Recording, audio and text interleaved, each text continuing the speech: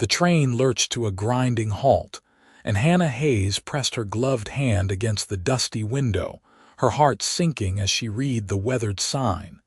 Globe, Arizona. This was not Tucson.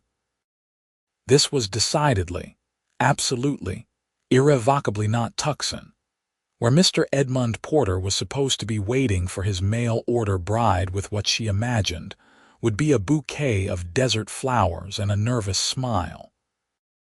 She had fallen asleep somewhere between the last water stop and what should have been her destination, lulled by the rhythmic clatter of wheels on rails and the exhaustion of traveling all the way from Philadelphia. Globe. 20-minute stop. The conductor called, his voice carrying through the passenger car. Hannah gathered her carpet bag and the small trunk that contained everything she owned in the world, stepping onto the platform with trembling legs.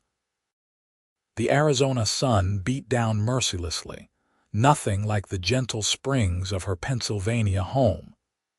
It was September of 1882, and the heat seemed to shimmer off the hard, packed earth in visible waves. She scanned the platform for anyone who might help, but most passengers were simply stretching their legs, clearly planning to reboard. "Miss, you getting back on?" the conductor asked, pausing beside her. I need to get to Tucson," she said, hating how small her voice sounded. "I must have missed my stop." The conductor pulled out a pocket watch, consulting it with a frown. "This train heads north from here, miss. Tucson was 3 stops back. Next southbound train comes through Thursday week. 10 days. Hannah felt her carefully constructed plans crumbling like sun-dried clay. She had exactly $3.47 in her reticule, barely enough for meals, let alone lodging for 10 days. Mr. Porter's letters had been clear. He would meet her in Tucson on September 15th. Today was September 15th. He would think she had changed her mind, that she had taken his money for the ticket and decided against coming west. "Is there a hotel in town?" she managed to ask. "Mrs. Chen runs a boarding house on Broad Street," the conductor said, not unkindly. "Clean rooms, fair prices." He tipped his hat and moved on, calling for passengers to reboard. Hannah stood on that platform watching the train pull away, carrying with it her last easy connection to the life she had planned. The town of Globe sprawled before her, a jumble of adobe buildings and wooden storefronts pressed between steep hills scarred with mine shafts. She could see the dark mouths of tunnels dotting the hillsides, and men moving like ants along distant paths. A mining town, then. She picked up her trunk, found it impossibly heavy in the heat, and decided to carry just the carpet bag to find the boarding house first. The main street was busy with afternoon commerce. Freight wagons rolled past, loaded with equipment or ore, she could not tell which. Men in dusty work clothes gathered outside a saloon, their laughter carrying across the street. A few women in calico dresses moved between shops, and Hannah drew curious glances in her traveling suit of deep blue wool, entirely too warm for the climate but the nicest thing she owned. She found Broad Street easily enough and the boarding house, a sturdy adobe structure with a covered porch and pots of struggling geraniums by the door. A small woman with silver-streaked black hair and a kind face answered her knock. "Mrs. Chen, the train conductor said you have rooms to let." "I do, dear. Come in out of that sun before you get heat stroke in that heavy dress." Mrs. Chen ushered her into a blessedly cool interior. "Where are you coming from, looking like a Eastern lady?" "Philadelphia," Hannah said. "I was supposed to get off in Tucson, but I fell asleep. The next train south is not for 10 days, and I do not have enough money for that long." Mrs. Chen's expression shifted from curiosity to sympathy. "Mail order bride," Hannah nodded, feeling her cheeks flush. "Yes, madam." "Well, you would not be the first to have travel troubles. Let me think." Mrs. Chen tapped her finger against her lips. I can give you a room for $2 a week, meals included. That leaves you enough for the train ticket south when it comes through, but you will need to work for your keep. I could use help with the cooking and cleaning. My daughter usually helps, but she just had a baby and has her hands full. Yes, of course, thank you. The relief was so intense Hannah felt tears prick her eyes. Thank you so much. No crying now, save your water in this climate. Mrs. Chen smiled. Let me show you to your room, then you can help me with supper. We have 7 boarders, all minors except one. They eat like horses. The room was small but clean, with a narrow bed, a washstand, and a window that looked out on the hills.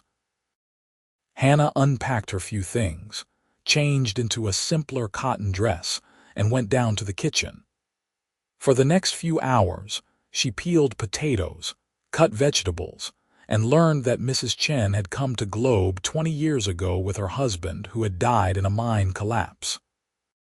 She had turned their home into a boarding house to survive, and had been running it ever since. The work is hard, but the miners are mostly good men, Mrs. Chen said as they laid the table. Hungry and tired but respectful, except when they have been drinking, but I do not allow that in my house. The boarders arrived as the sun began to set, filing in with the scent of rock dust and sweat. They washed at the pump outside before entering and took their seats with murmured greetings. Hannah helped carry out platters of beef stew and fresh bread, acutely aware of curious glances. The last to arrive was different from the others. He was tall, lean rather than stocky, with sun-darkened skin and brown hair that needed cutting. His eyes were an unusual shade of gray-green, and they settled on Hannah with open curiosity. Unlike the miners in their rough work clothes, he wore denims and a faded blue shirt, a bandana around his neck, and boots that had seen hard use but were well maintained. A cowboy, then, though what a cowboy was doing in a mining town she could not guess. You must be Mrs. Chen's new help, he said, his voice carrying a soft drawl that was nothing like the clipped Eastern accent she was used to. I'm Thatcher Kane. Hannah Hayes, she replied, then quickly moved back to the kitchen, feeling flustered by his direct gaze. Don't mind Thatcher, Mrs. Chen said quietly. He's a good man, works for the mining company managing their horses and freight wagons. Keeps to himself mostly, but he's polite and pays on time. Supper was a boisterous affair, with the miners sharing stories of their day and arguing good-naturedly about whose section of the mine was producing the richest ore. Hannah served and cleared plates, gradually relaxing as she realized none of them meant her any harm. They were simply working men far from home, grateful for a good meal and a clean bed.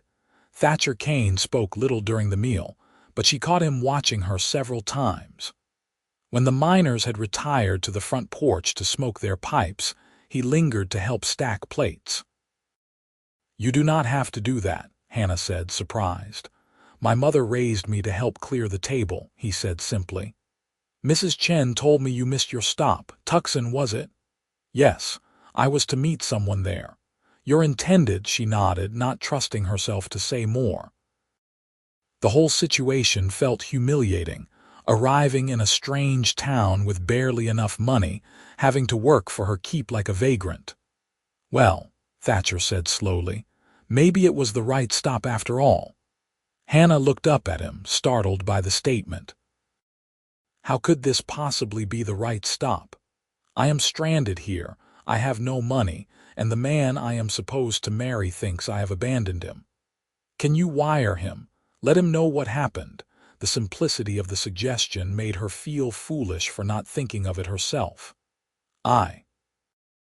Yes, I suppose I could, if I knew the right place to send it. Telegraph office is on Mesquite Street. I could show you tomorrow if you would like.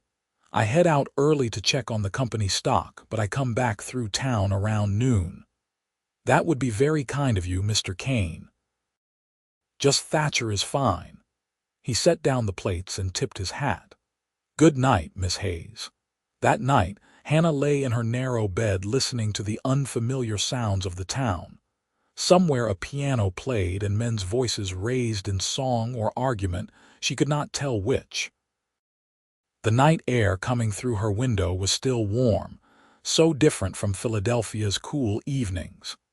She thought of Mr. Porter waiting at the Tucson station, checking his watch, asking the station master if any unaccompanied women had arrived. She thought of his letters, carefully penned, describing his mercantile business and his small house and his hope for a family. They had seemed compatible on paper, both practical people looking for partnership more than passion. And then, unbidden, she thought of Thatcher Kane's gray-green eyes and his quiet voice suggesting this might be the right stop after all. She pushed the thought away firmly. She was promised to another man, and she would honor that promise. 10 days would pass quickly enough. Morning came with bright sunlight and the sound of roosters crowing. Hannah dressed and went down to help Mrs. Chen prepare breakfast. The miners ate quickly and headed out to the early shift, leaving only Thatcher at the table, taking his time over coffee. "I will be back around noon," he said to Hannah as he stood. "If you still want to go to the telegraph office." "Yes, please, I will be ready." The morning passed in a blur of dishes and laundry and sweeping. Mrs. Chen kept up a steady stream of conversation, pointing out the quirks of each boarder and sharing bits of town gossip. The butcher was courting the schoolteacher. The assayer's wife had just given birth to twins. The mine supervisor's daughter had run off to California with a gambler, causing quite the scandal. When Thatcher returned, Hannah had changed into her better dress and pinned up her hair more carefully. She told herself it was simply about being presentable in town, nothing more. They walked to the telegraph office through streets busy with midday activity. Thatcher moved with an easy grace, nodding to people who greeted him, clearly well known in the town. He held the telegraph office door for her, and she approached the clerk's window with her carefully composed message. "How do I address it?" she asked. "I only know his name and that he lives in Tucson." The clerk, a young man with ink-stained fingers, shrugged. "We can send it to the Tucson station master. Ask him to deliver it to Edmund Porter. That is the best I can do without an address." It cost her 75 cents, a significant chunk of her remaining money, but it was worth it. She dictated the message, explaining about missing the stop and promising to arrive on the next southbound train. "There," Thatcher said as they stepped back into the sunshine. "He will know you are coming, just delayed a bit. Thank you for suggesting it. I should have thought of it myself. You were overwhelmed. Happens to anyone." He paused at the corner. "Have you eaten? There is a decent restaurant on the next block if you would like some dinner." Hannah hesitated. It seemed improper somehow to dine with a man who was not her intended. But she was hungry and he was only being kind and they were in full view of the whole town. What harm could it do? "That would be nice, thank you." The restaurant was small but clean, with checkered tablecloths and a menu chalked on a board. They ordered stew and cornbread, and Thatcher asked her about Philadelphia, about what had brought her west.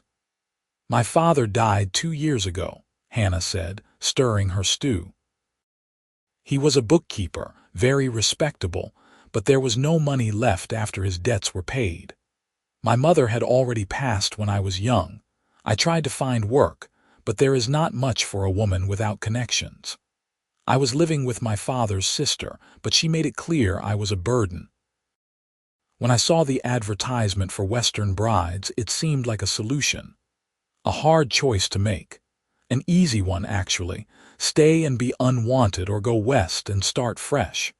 She took a bite of cornbread, found it surprisingly good. "What about you? How does a cowboy end up in a mining town?" "I worked a cattle ranch down near Tucson for years," Thatcher said. "Good work, good people. But I wanted to save money, make something of myself. Mining company pays better than ranch work, and they needed someone who knew horses and wagons. I have been here 3 years now, saving every penny I can. What are you saving for? Land. My own place eventually. Enough acres to run cattle properly, maybe breed horses too. That is the dream anyway. He smiled, and it transformed his whole face, making him seem younger, less guarded. I figure another 2 years, and I will have enough for a decent steak. They talked through the meal about his work, about the peculiarities of mining towns, about the wild beauty of the Arizona territory. Thatcher had a dry sense of humor that caught her by surprise, and she found herself laughing more than she had in months. When they finally left the restaurant, the afternoon was sliding toward evening. I should get back and help Mrs. Chen with supper, Hannah said reluctantly. I will walk you back. They made their way through the cooling streets, and Hannah was acutely aware of his presence beside her, the easy way he matched his longer stride to hers. At the boarding house steps, he paused. If you need anything else while you are in town, just let me know. You have already been very kind. It is no trouble. He tipped his hat and headed toward the company stables, and Hannah watched him go before going inside. The days that followed fell into a pattern. Hannah worked hard, earning her keep with cooking and cleaning and laundry. Mrs. Chen was a patient teacher, showing her how to make bread that did not turn out like bricks, how to get stains out of the miners' work clothes, how to keep the house cool during the hot afternoons. The work was harder than anything Hannah had done in her old life, but there was a satisfaction in it too, in seeing tangible results of her efforts. Thatcher came and went with the other boarders, but somehow he always seemed to be around when Hannah needed help with something heavy or high. He fixed a broken window latch in her room. He brought her a parasol from the general store, saying the sun was too fierce for fair skin. He taught her how to tell when a rattlesnake had been near by the distinctive pattern in the dust. You are watching out for her like a mother hen, one of the miners teased him at supper one night. Just being neighborly, Thatcher replied mildly, but Hannah saw the color rise in his neck. She should have discouraged his attention. She should have kept more distance. But the truth was, she looked forward to seeing him each day. His quiet presence had become a comfort in this strange place. When he spoke, she listened. When he smiled, she felt warmer than the Arizona sun could account for. 5 days into her stay, a dust storm rolled through in the afternoon, turning the sky orange and driving everyone indoors. Hannah helped Mrs. Chen secure shutters and stuff rags under doors, but still, the fine grit found its way inside. The boarders came home early, coughing and coating everything with dust. Worst one I have seen in months, one miner said, shaking out his hat. Thatcher arrived last, leading his horse because visibility had been too poor to ride. He stabled the animal and came inside, his hair and clothes covered in reddish dust. Hannah brought him water to wash with, and he cleaned up at the pump outside despite the blowing wind. At supper, the talk was all of the storm and how it would affect work tomorrow. Hannah served and cleared mostly in silence, feeling oddly melancholy. The storm had made the outside world disappear, leaving only this small island of warm lamplight and familiar faces. In 5 more days, she would board a train south and likely never see any of these people again. The thought brought an unexpected ache to her chest. After supper, Thatcher found her in the kitchen washing dishes. You are quiet tonight. Just tired, she lied. The storm has you spooked. No, it is not that. She rinsed a plate, set it carefully in the rack. I suppose I am wondering if I made the right choice coming west. Having second thoughts about your intended. I have never even met him. How can I have second thoughts about someone I do not know? She heard the sharpness in her own voice, softened it. I am sorry. I am being ungrateful. Mr. Porter offered me a respectable future and I accepted. That is all there is to it. Respectability is not everything. Easy to say when you have choices. Thatcher was quiet for a moment, then picked up a dish towel and started drying. You are right. I am sorry for presuming. They worked in companionable silence, and gradually Hannah's mood lifted. There was something soothing about the simple domestic rhythm, the warm, soapy water, the clink of clean dishes stacking up. Outside the wind howled, but in here, all was peaceful. "Tell me about your ranch dream," she said impulsively. "What would it be like?" Thatcher's face lit up. "Green valley, good water, enough grass to support a couple hundred head of cattle, a sturdy house, not big but well built, with a porch for sitting in the evenings. Barn and corrals, a garden maybe. Somewhere you could build a life, put down roots. It sounds wonderful. What about you? What is your dream?" No one had ever asked her that before. She considered the question seriously. "A home," she said finally. "A real home, not just a place to sleep. Somewhere I belong, where I am wanted. Maybe children eventually. A garden, definitely. I have always wanted to grow things. That does not sound like too much to ask for. It is everything I do not have." The moment stretched between them, waited with things unsaid.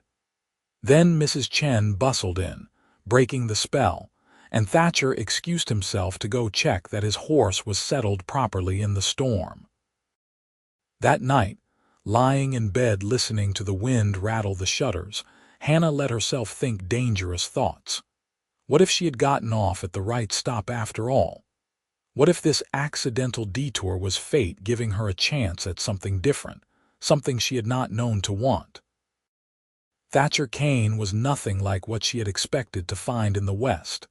He was quiet where she had imagined brash, thoughtful where she had imagined rough. When he looked at her, she felt seen in a way she never had before, but she had made a promise. Mr. Porter had paid for her train ticket, had made arrangements based on her word. She could not simply abandon him because she had developed feelings for another man. That would be dishonorable, and if she had nothing else, she had her integrity. The storm blew itself out by morning, leaving the town coated in red dust. Hannah spent the day helping clean, sweeping and wiping and washing. The miners grumbled about lost work time, but the mood was generally cheerful. Thatcher was gone all day, dealing with spooked horses and damaged equipment at the company yards. On the 7th day of her stay, a telegram arrived.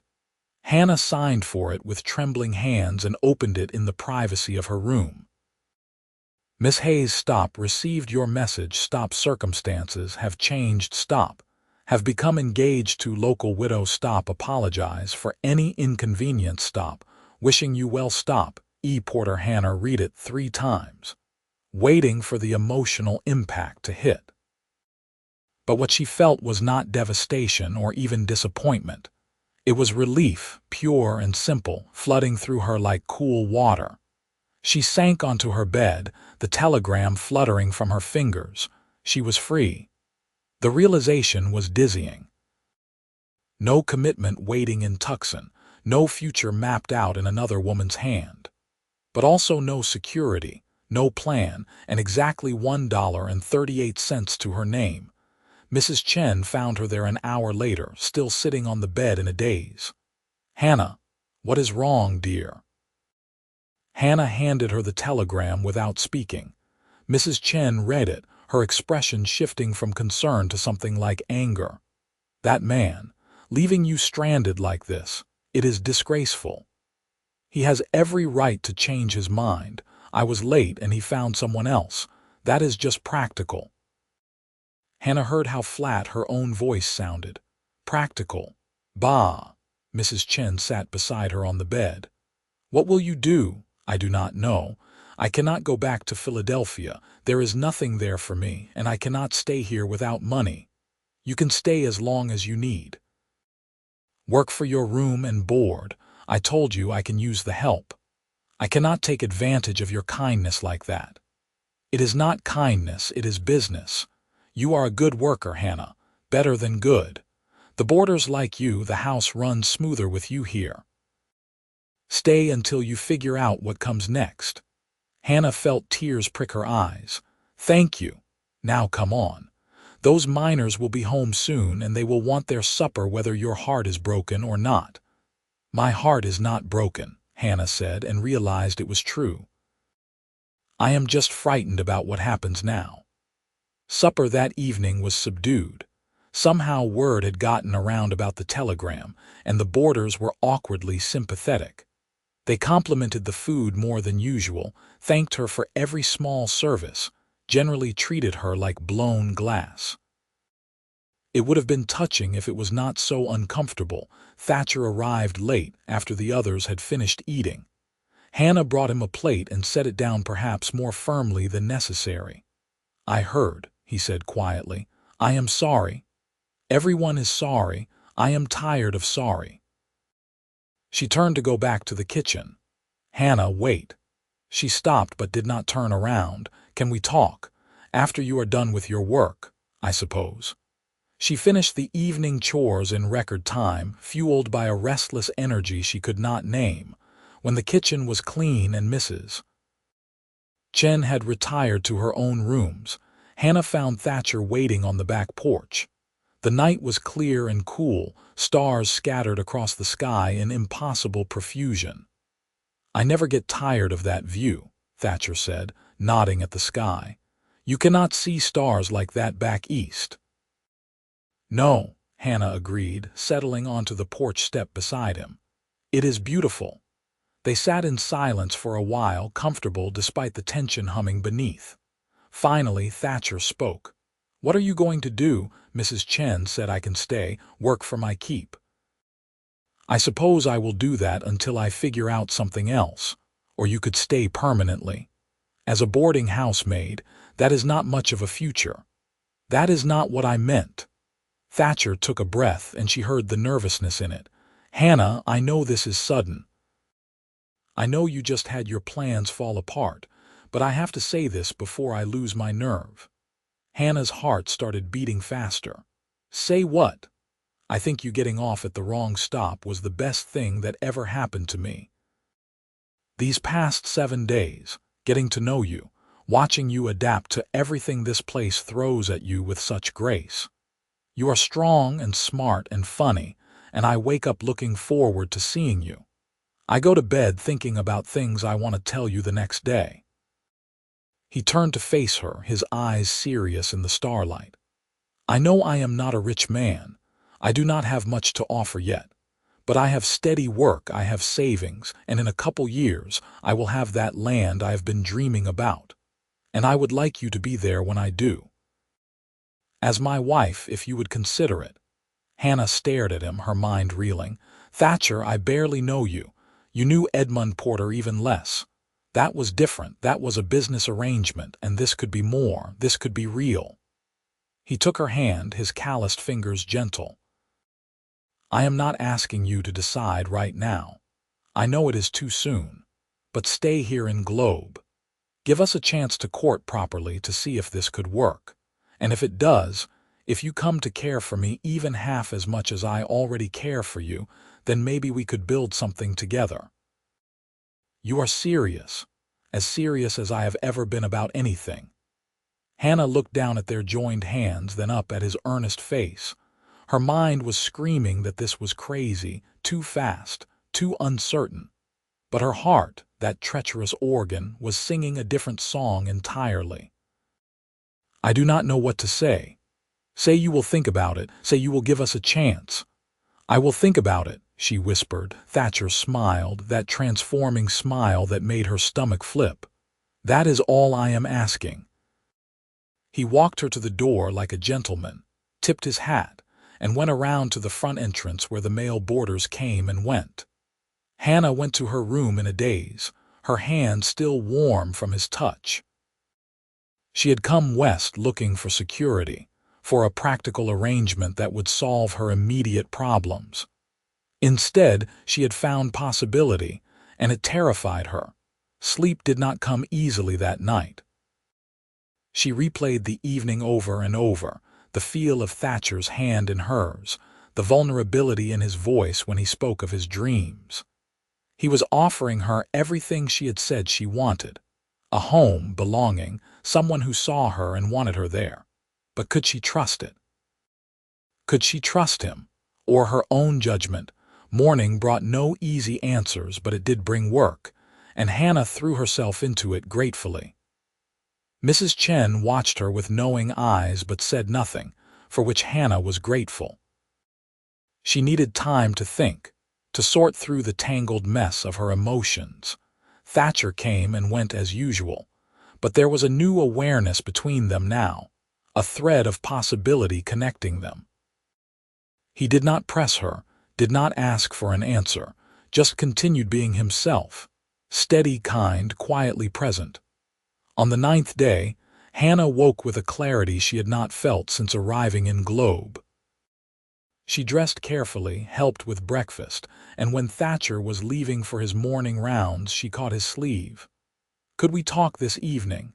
After supper, his face lit up. Of course. The day crawled by. Hannah made bread, mended a torn shirt for one of the miners, swept the front porch, and generally tried to stay busy. Mrs. Chen finally told her to sit down before she wore a hole in the floor. "You are going to say yes," Mrs. Chen said, more statement than question.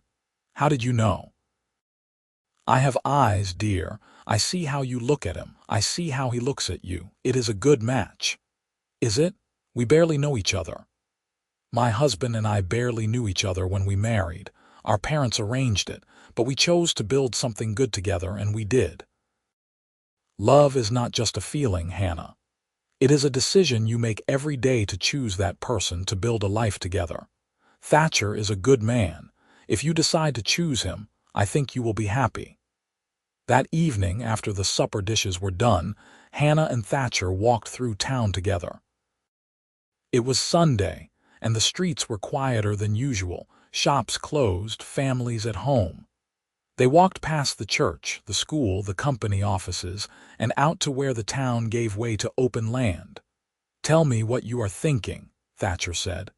"I am thinking about what Mrs. Chen said. That love is a choice you make every day." Hannah paused, looking out at the hills. "I came west looking for security, for a practical solution to my problems, but I realize now that I was settling for security without happiness, for a future without real connection. And now I am scared.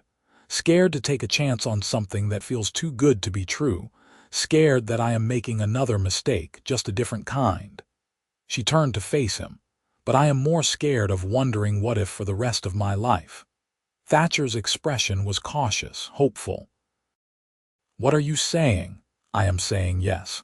Not to marriage, not yet. We need time to truly know each other. But yes to courting. Yes to giving this a chance. Yes to staying in Globe and seeing where this goes." The joy that spread across his face was answer enough. He caught her hands, squeezed them gently. "You will not regret this. I will do everything I can to make you happy, Hannah. I am going to hold you to that." He laughed, a sound of pure relief and happiness, and Hannah found herself laughing too. It felt like stepping off a cliff into empty air, but also like finding solid ground after months of drifting. They walked back to the boarding house as dusk settled over the town, talking easily about everything and nothing. Thatcher told her about a foal born that morning at the stables, all gangly legs and curiosity. Hannah told him about learning to make Mrs. Chen's special bread recipe, how satisfying it was to watch the dough rise. At the boarding house steps, Thatcher paused. "May I court you properly? Take you to church social next Sunday, maybe supper at the hotel sometimes. I would like that." "Good." He hesitated, then very gently lifted her hand to his lips, pressing a kiss to her knuckles. "Good night, Hannah." She floated upstairs, her hand tingling where he had kissed it, feeling like a girl in a storybook. This was nothing like her practical arrangement with Mr. Porter had been. This was giddy and uncertain and wonderful, The following weeks unfolded like a gift. Thatcher courted her with a care and thoughtfulness that made her heart ache. He brought her wildflowers from the hills, awkward, scraggly things that she treasured.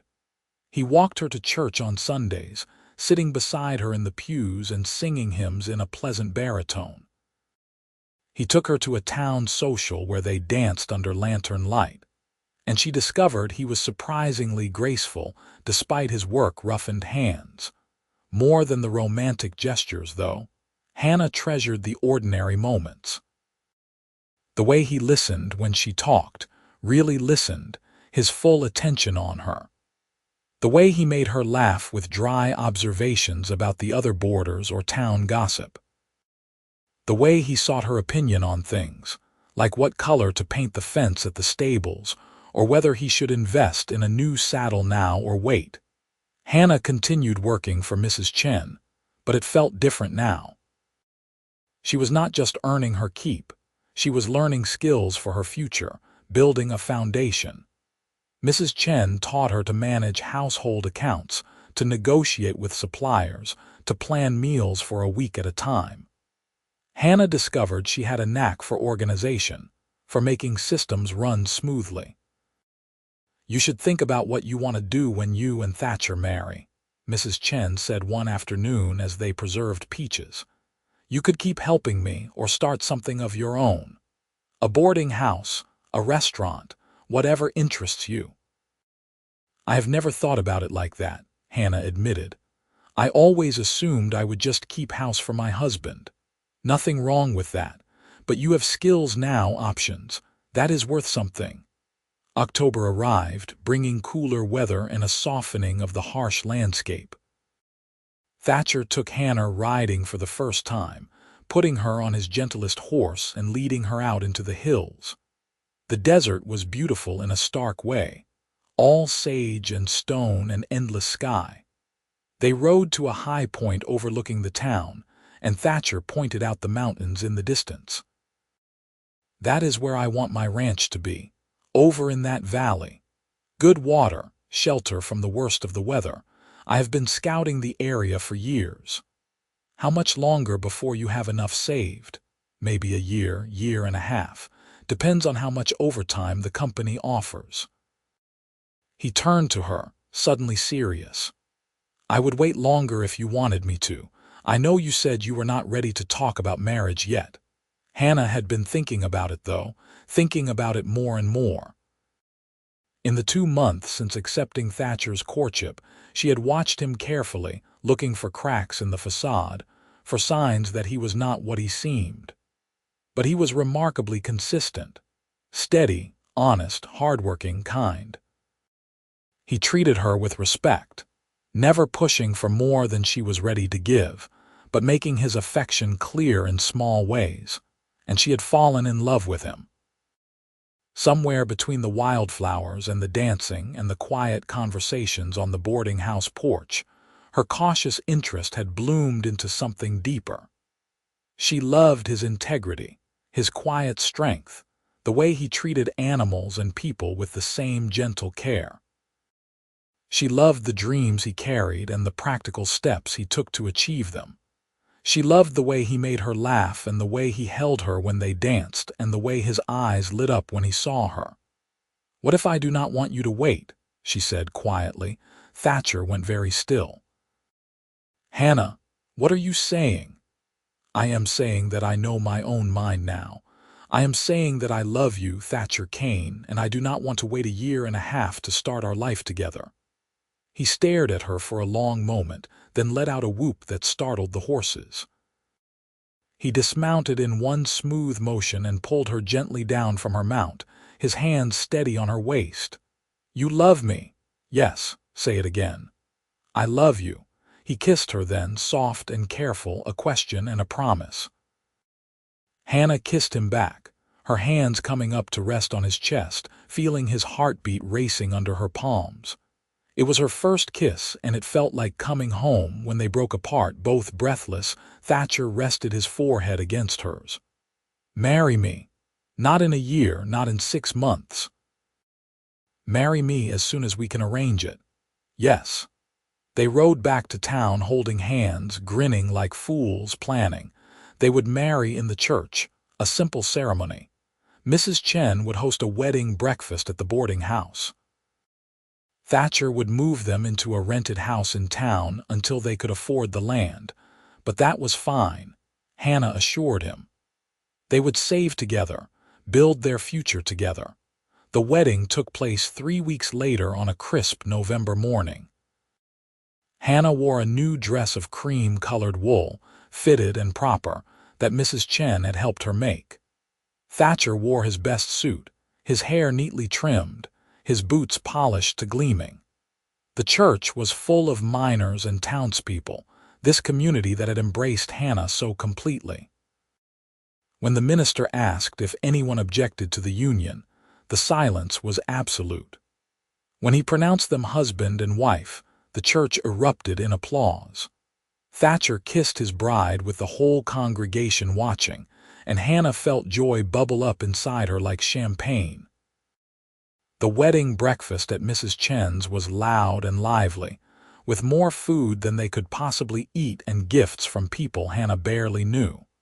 A set of dishes from the general store owner, linens from the church ladies, a handmade quilt from Mrs. Chen, each square lovingly stitched.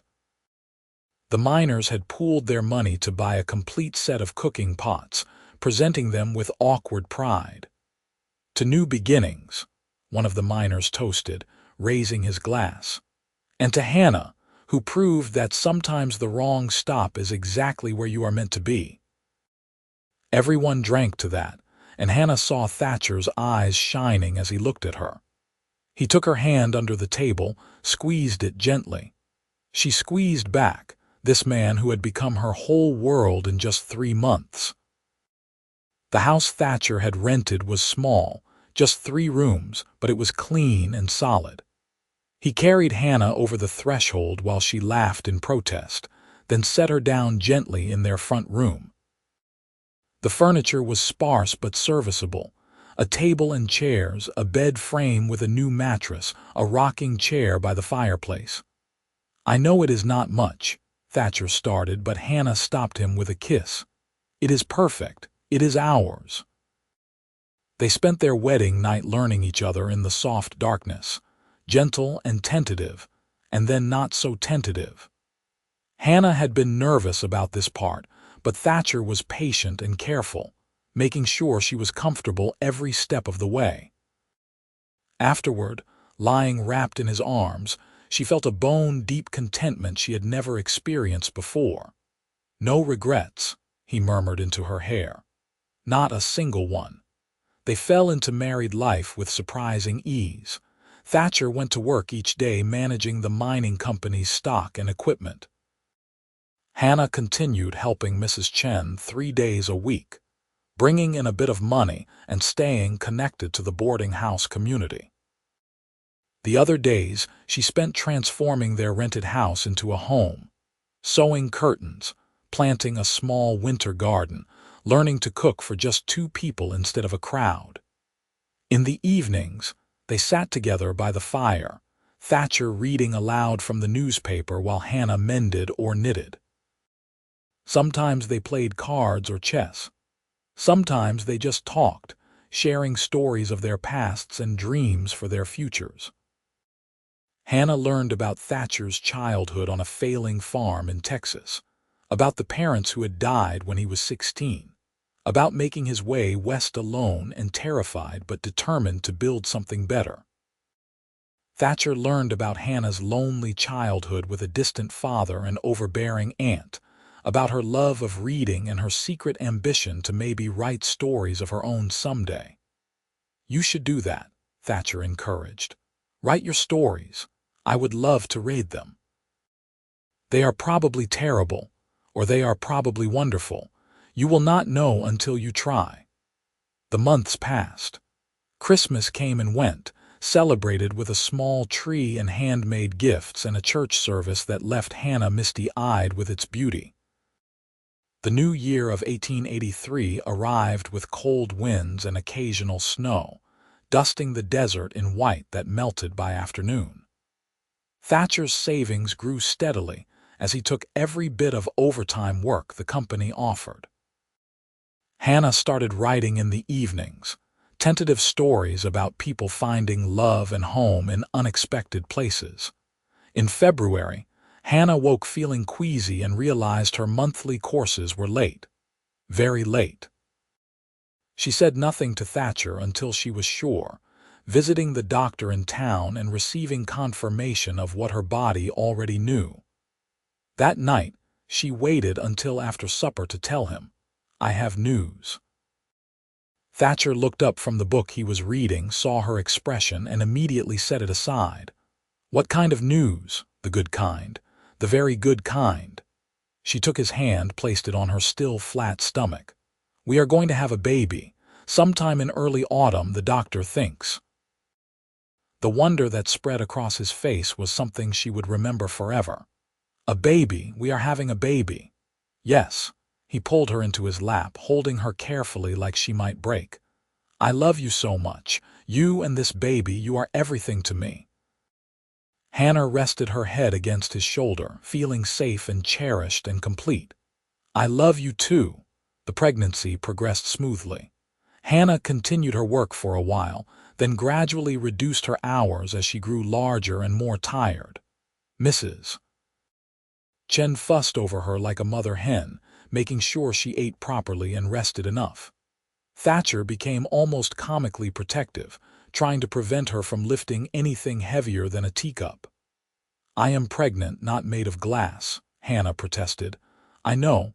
I just want to take care of you." "You do.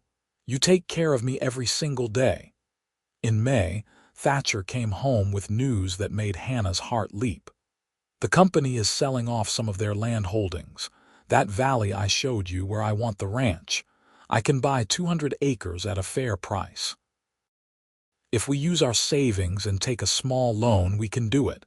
"Are you sure? That is a big commitment." "I have never been more sure of anything except marrying you." He knelt beside her chair, took her hands. "I want our child to be born on our own land. I want to build our house, start our herd, make that dream real. What do you say?" "I say yes. I say let us do it." The next weeks were a flurry of activity. Thatcher worked with the land office to finalize the purchase. They pored over house plans, modifying a simple design to fit their needs. Thatcher hired a small crew to begin clearing the building site and digging a well. Every spare moment he had was spent at their new property, working alongside the crew. Hannah visited when she could, standing in the valley that would become their home and marveling at how much everything had changed. Less than a year ago, she had been stepping off a train in the wrong town with $3 and a broken plan. Now she was standing on her own land, carrying her husband's child, watching their future take shape in timber and stone. The house went up quickly, a simple but sturdy structure with 3 bedrooms, a front room and a kitchen. There was a covered porch where they could sit in the evenings, and large windows to let in light and air. Nothing fancy, but built with care to last.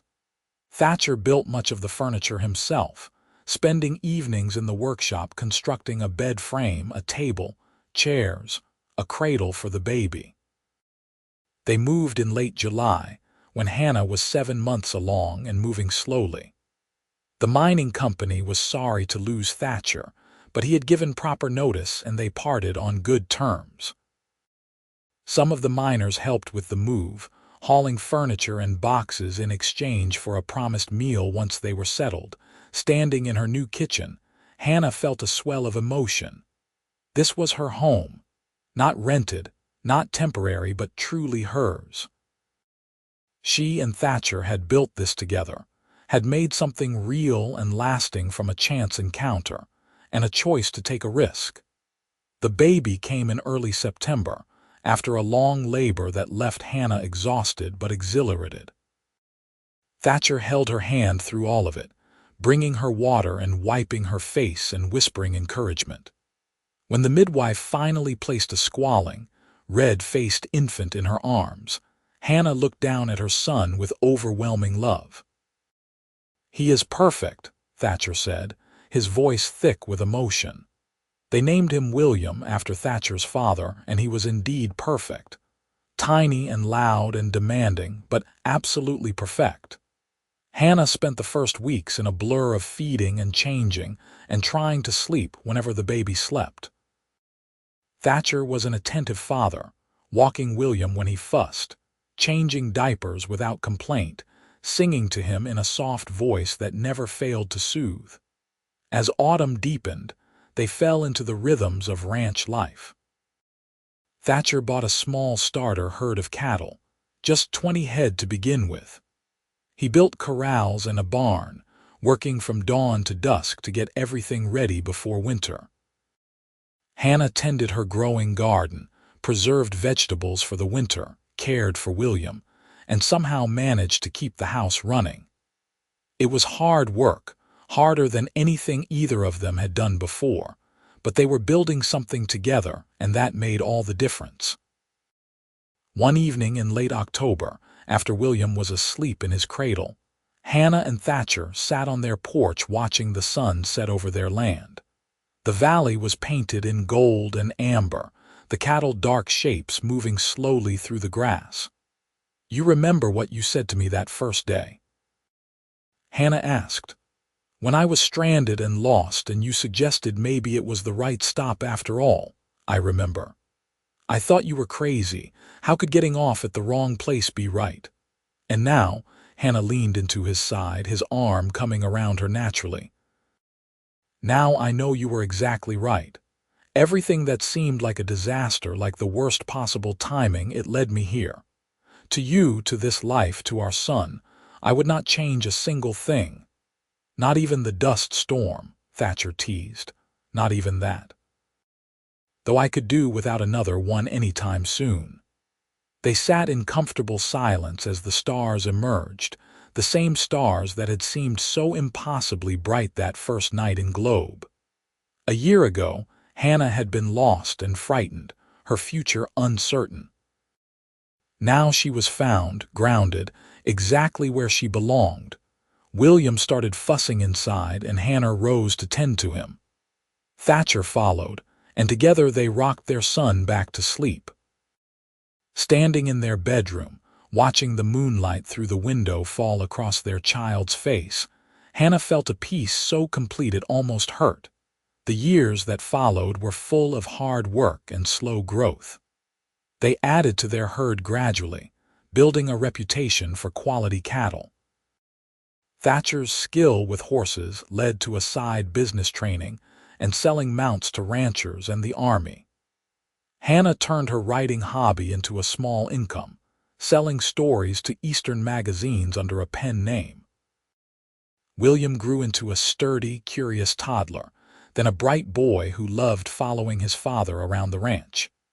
When he was 3, Hannah gave birth to a daughter they named Rose, with her father's gray-green eyes and her mother's smile. 2 years after that came another son, James, who was quieter than his siblings but no less loved. The ranch prospered. They added more land, built a bigger barn, increased the herd to several hundred head. They hired help during busy seasons, but the core work they did themselves, building the life they had dreamed of that first day on the hilltop overlooking Globe. Mrs. Chen visited often, bringing treats for the children and news from town. Some of the miners from the old boarding house came by occasionally, now married themselves, some with children of their own. They would sit around the table sharing meals and stories, marveling at how much life had changed since that September day in 1882, when a confused young woman had stepped off the train at the wrong stop. On their 10th anniversary, Thatcher took Hannah back to Globe for a night, arranging for Mrs. Chen to watch the children. They stayed at the same boarding house, now run by Mrs. Chen's daughter, and walked through the town that had become the starting point of their story. "I was so scared that day," Hannah said as they stood at the train platform where it had all begun. "Everything I had planned fell apart, and I had no idea what would happen. Best wrong turn you ever made," Best wrong turn anyone ever made. She turned to him, this man who had taken a chance on a stranded stranger and built a life with her. I love you more now than I did 10 years ago. More than I did yesterday. More than I will tomorrow, because it just keeps growing. Thatcher kissed her there on the platform, not caring who might see. And I love you, for giving me a chance, for building this life with me, for being the best partner I could ever have asked for. They walked back to the boarding house hand in hand, talking about their children, their ranch, their dreams for the future. There would be challenges ahead, Hannah knew. Droughts and hard winters and all the uncertainties that came with ranch life. But they would face them together, as they had faced everything else. The next morning they collected their children and returned to the ranch. William, now 10, was full of questions about their trip. Rose wanted to know if they had brought her anything. James simply climbed into Hannah's lap and fell asleep, content to have his mother back. That night, after the children were in bed, Hannah and Thatcher sat on their porch as they had done countless times before. The valley spread before them, their cattle, their land, their legacy for their children. Somewhere an owl called and the night breeze carried the scent of sage and grass. You ever wonder what would have happened if you had made it to Tucson? Thatcher asked. Hannah considered the question. Sometimes, but not with regret, just curiosity. I think I would have had a decent enough life with Mr. Porter, comfortable, respectable, practical. But not happy, not like this, not this deep down, grateful every single day kind of happy. She took his hand, laced their fingers together. Getting off at the wrong stop was the first truly right thing I ever did for myself. Everything good in my life came from that one mistake. Not a mistake, Thatcher corrected gently. A gift, the universe giving us what we needed even if we did not know to ask for it. They sat together as the moon rose, two people who had found each other by accident and built something beautiful by choice. Behind them, their house was full of the sounds of children sleeping, the ticking of the clock, the settling of wood. All the small sounds of home, of belonging, of a life well lived. Years continued to pass in the comfortable rhythm of seasons. The children grew and helped with ranch work, each finding their own interests. William showed his father's talent with horses and was already talking about expanding that side of the business when he was older. Rose was artistic, sketching the landscape and animals with remarkable skill. James was the quiet one, but he had a gift with the cattle, able to calm even the most stubborn beast. Hannah's writing gained recognition, and she published a small collection of stories to surprising success. She wrote at the kitchen table in the mornings, before the household fully woke, capturing the beauty and harshness and hope of Western life. Readers back east loved her stories of strong women and steady men building lives in difficult circumstances. They had no idea how much of it came from her own experience. When Thatcher turned 40, they threw a celebration at the ranch, inviting everyone they knew. The yard was full of neighbors and friends, children running wild, tables groaning under the weight of food. Someone brought a fiddle, and there was dancing as the sun set. Hannah watched Thatcher whirl Rose around the makeshift dance floor, both of them laughing, and felt her heart swell.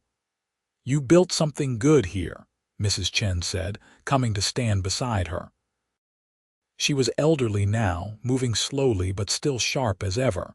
"We built it together, Thatcher and I. That is the secret, is it not, finding someone to build with?" Mrs. Chen squeezed her hand. "I am glad you got off at the wrong stop, dear girl. Globe would not have been the same without you passing through." "I am glad too, so glad." More years passed. The children became young adults. William married a neighboring rancher's daughter and built a house on the northern portion of their land, starting his own horse training operation. Rose surprised everyone by going east to art school, sending home letters full of excitement about her studies. James took over more of the daily ranch operations, proving himself a capable and innovative manager.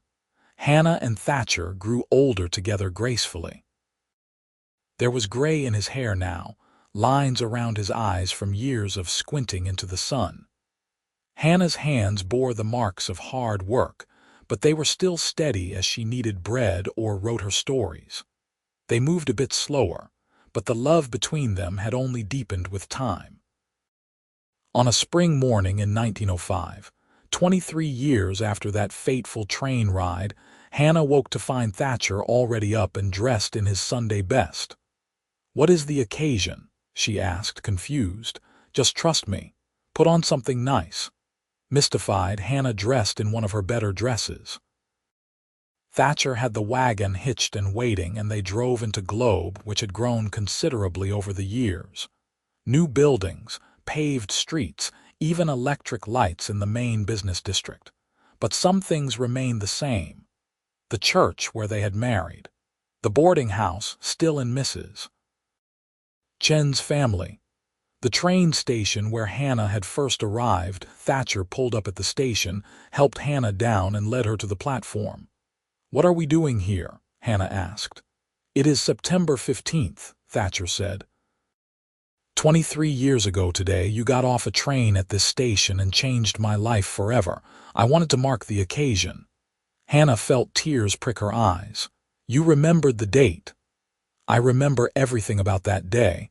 How lost you looked, how determined, how beautiful." He pulled a small box from his pocket. "I never properly gave you an engagement ring. We were too practical, too focused on saving money for the ranch. But we are established now, and I wanted to do this right." He opened the box to reveal a simple gold band with a small sapphire, the blue of the Arizona sky. Hannah's hands shook as he slid it onto her finger beside her worn wedding band. "Hannah Hayes Kane, you are the best thing that ever happened to me. Thank you for taking a chance on a cowboy with more dreams than money. Thank you for building this life with me. Thank you for every single day of the last 23 years." Hannah threw her arms around him, not caring that they were in public, not caring about anything except this man who still found ways to surprise her, to show her she was loved. "Thank you for being there when I got off at the wrong stop," she whispered into his shoulder. "Thank you for seeing past my fear to the person I could become. Thank you for everything." They stood there on the platform holding each other as trains came and went, as travelers rushed past, as the world moved around them. Two people who had found each other by chance and chosen each other every day since. Eventually they drove home to their ranch, their valley, their life. William and his wife were there for Sunday dinner, along with James and a young woman he had been courting. Rose was expected home from her latest exhibition in San Francisco in a few weeks. The house was full of noise and laughter and love. That night, lying in bed, Thatcher pulled Hannah close. "No regrets?" he asked, as he had asked so many times over the years. "Not a single one," she replied, as she always did. "This life, this love, it is everything I never knew I needed." "You know what I think?" Thatcher said drowsily. "I think that train conductor did you a favor not waking you before Tucson." Hannah laughed softly. "Maybe he did. Or maybe I was not really asleep. Maybe some part of me knew to wait, knew that the right stop was still coming. Philosophical tonight, are we? Just grateful. So very grateful." They drifted to sleep wrapped around each other, as they had done for thousands of nights before, and would do for thousands more to come. Outside, the ranch settled into quiet. Cattle lowed softly in the distance. A horse nickered in the barn. The wind whispered through the grass, carrying the scent of sage and possibility. The years continued their steady march. Rose eventually returned from the East and opened an art gallery in Phoenix, making a name for herself as a painter of Western landscapes. William's horse training operation became renowned throughout the territory. James married his sweetheart, and they took over the main ranch operations, bringing new energy and ideas while respecting the foundation Thatcher and Hannah had built. Grandchildren arrived, filling the house with new life. Hannah taught them to read and garden and told them stories of the old days. Thatcher taught them to ride and rope and treat animals with kindness. The ranch became a gathering place for the extended family, especially on holidays and birthdays. In 1910, when Arizona was being considered for statehood, Thatcher and Hannah attended meetings and rallies, excited about the future of their adopted home. They had watched the territory grow and change, had been part of building something lasting. When statehood was finally granted in 1912, they celebrated with their children and grandchildren, proud to be part of Arizona's history. Mrs. Chen passed away peacefully in her sleep in 1913, at the age of 87. Hannah spoke at her funeral, talking about the kindness of a woman who had taken in a stranded stranger and given her not just a room but a chance at a new life. Without Mrs. Chen, Hannah said, none of what followed would have been possible. The church was packed with people whose lives had been touched by the boarding house keeper's generosity. Thatcher and Hannah grew old together, their bodies slowing but their minds sharp. They spent their days on the porch more often now, watching their legacy play out before them in the form of their children running the ranch and their grandchildren playing in the yard. They held hands and reminisced, and planned for whatever time they had left. On a warm autumn evening in 1920, 38 years after their first meeting, they sat on their porch watching the sunset paint the valley in impossible colors. William was managing the horse operation with his sons. James had expanded the cattle operation successfully. Rose had just opened a second gallery. The ranch was thriving under the next generation's care. "We did all right, did we not?" Thatcher said quietly. "We did better than all right. We built something that will last long after we are gone. I am so proud of you, Hannah. Of everything you have accomplished.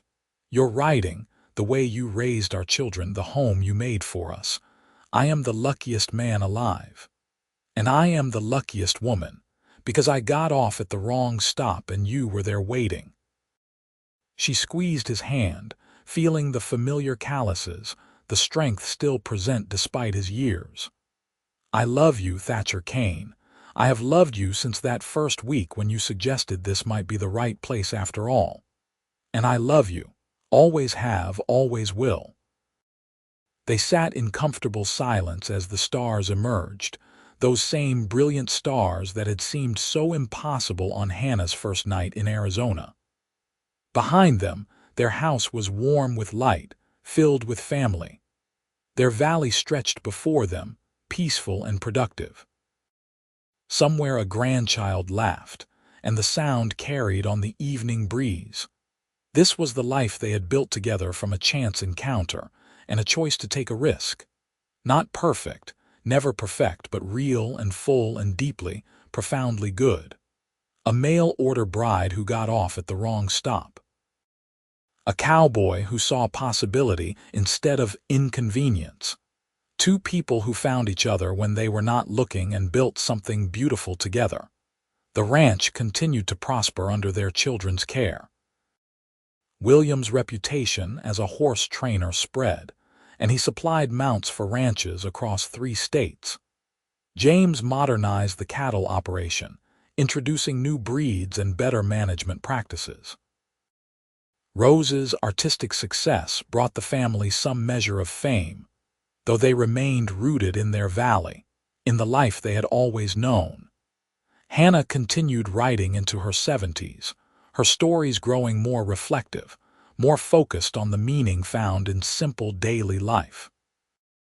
Her final collection, published in 1922, was dedicated to Thatcher, who taught me that the wrong path can lead to the right place. It became her most beloved work, resonating with readers who recognized the universal truth in her specific story.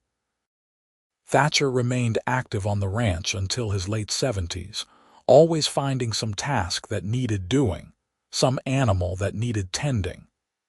Even when his body protested, his spirit remained willing. He loved this life he had built, this land he had claimed, this family he had created with Hannah. Every morning he woke grateful for another day. They celebrated their 50th wedding anniversary in 1933 with a huge gathering at the ranch. Children, grandchildren, great-grandchildren, friends, neighbors, anyone who had been touched by their story. The party lasted from noon until well after dark, with food and music and dancing and stories. Hannah wore a new dress in soft blue, and Thatcher wore his best suit. They renewed their vows in front of everyone, their voices still strong, their love still evident in every word and glance. 50 years, Thatcher said in his speech. 50 years since I met a woman at a train station who was lost and determined and beautiful. 50 years since we took a chance on each other. I would not change a single moment. Hannah, you are my heart, my home, my everything. Hannah could barely speak through her tears. You saved me, she managed. Not by giving me security or a home, though you gave me both. You saved me by showing me what love really means, by choosing me every single day, by building this extraordinary life with me. I am so grateful for every moment. The celebration continued late into the night, but Thatcher and Hannah slipped away early to their porch, their favorite place. They sat in their rocking chairs, holding hands, watching the stars. 50 more years, Thatcher teased. If we are lucky, Hannah replied. Though I think we have already used up more than our share of luck. Not luck, love. There is a difference. They rocked in silence, content in each other's presence. The party noise faded into the distance, and the valley's nighttime symphony took over. Owls and crickets and the occasional lowing of cattle. The familiar sounds of home. The years that followed were gentler, slower. They spent most of their time on the ranch in the house they had built, surrounded by family. Their children and grandchildren cared for them with the same devotion they had shown to everyone around them for decades. It was a peaceful time, a harvest season after a long life of planting and tending. Hannah passed away first in her sleep, at the age of 83 in 1938. She went peacefully, surrounded by family, her last words to Thatcher a simple, "I love you." The funeral was enormous, attended by people from across the state. Her obituary ran in newspapers throughout Arizona and beyond, celebrating not just her writing but her life, her impact on the community, the legacy she left behind. Thatcher was lost without her. For 56 years she had been his partner, his love, his reason. Their children gathered around him, offering comfort, but everyone knew his heart had gone with Hannah. He spent his days on the porch, rocking in his chair beside the empty one that had been hers, telling stories about their life together to anyone who would listen. He lived 6 more months, fading gently, and when he passed in his sleep one spring morning, everyone said he had simply gone to be with Hannah. They buried him beside her on a hill overlooking their valley, with simple markers that read only their names and dates and the words "together forever." The ranch remained in the family, passed down through generations. William's descendants ran the horse operation. James's descendants managed the cattle. Rose's daughter eventually turned the original house into a museum, preserving the story of Hannah and Thatcher for future generations. And sometimes, on quiet evenings, ranch hands swore they could see 2 figures on the old house's porch, rocking gently, holding hands, watching the sunset together. Just a trick of the light, they always said, but there was something comforting in the image anyway. The story of the mail-order bride who got off at the wrong stop became legend in Arizona. told and retold, embellished and simplified, but always carrying the same essential truth. That sometimes what seems like a mistake is actually destiny, that sometimes the wrong path leads exactly where you need to be, and that love, real love, is worth taking a chance on, even when the circumstances seem impossible. Hannah's books remained in print, discovered by new generations of readers. Historians wrote about the ranch's role in Arizona's development. Rose's paintings hung in museums.